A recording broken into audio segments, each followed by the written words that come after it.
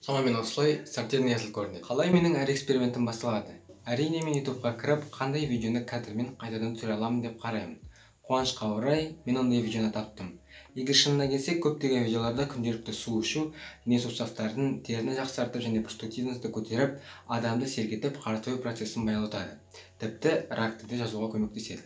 Келетін болсақ, ешқандай ғылымдық дәлелдер құр судың өзі денсаулығында кардиналды өзгертеді деген растау жоқ. Ал теорияда организмге керек судың көп су ішу мәні жоқ.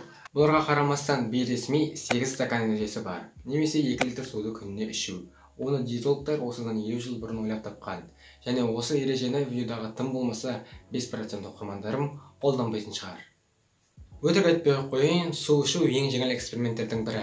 30 күн бойы әлеуметтік желілерді қолданбағаннан көрі оңайырақ. Бірақ та ең маңыздысы су ішудегі мәнін табу қиынырақ болды. Себебі саған тікелей сөзбен айтып тұр. Ешқандай нәтижесі болмайды.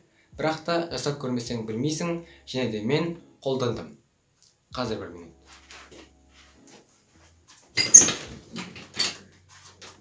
Ең бірінші мен телефонға тілектер жазып алдым. Енді тек қана су қалды.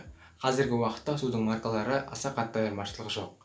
Тек қана дәмінде және бағасында.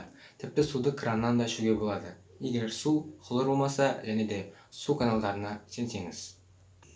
Суды краннан ішкен арзанырақ, себебі айына 60 литр суды сатып алмайсыз, және де онымен қоса оның баклажкалары бар. Қуанышқа орай біздің көшелерде литрі 15 теңгелік су құйып алатын аппараттар бар. Қазір келем. Асында маған оңай болды, себебі Рамазан айының ортасы болды, кешкі 8:30-да ғана су іштім. Бірақ кейде су ішу қиын болды, себебі сен тек қана суды керек уақытта ғана ішесің. Сағат 9-дарда саған әлі 6 стакан су ішу керек екенін түсінесің. Сондықтан да маған суды ішу керек екенін кешке қарай айтатын трекер керек болды. Бұл жерде сіздің жарнамаңыз тұра алады. Бірақ мен Drink Water Remainder қосымшасына рахметімді айтқым келеді. Себебі сенің салмағыңа, бойыңа, жасыңа байланысты нормаңды тауып береді. Және 2 сағат сайын саған хабарлама келеді. Уақытын алмастыра аласың. Ал енді жалғастырайық. Су ішудің өзінің тәртібі немесе сүннеті бар. Отырамыз, бисмилля деп суды асықпай жұтамыз. Суды ішіп болғаннан кейін әлхамдулиллах дейміз. Болды, жай ғана су ішу арқылы сүннет амал жасайсыз. Бір оқпен 2 қоянды атасың.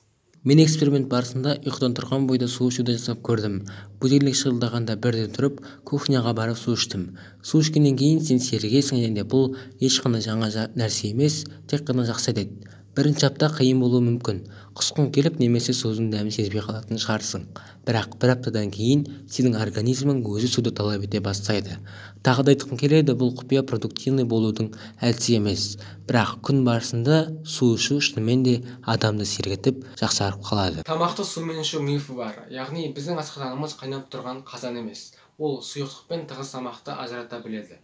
Сондықтан да тамақты сумен ішуге болады. Бұл ғылыми расталған. Суды көп ішудің зияны бар. Сондықтан да өзіңнің нормаңды табу керексің.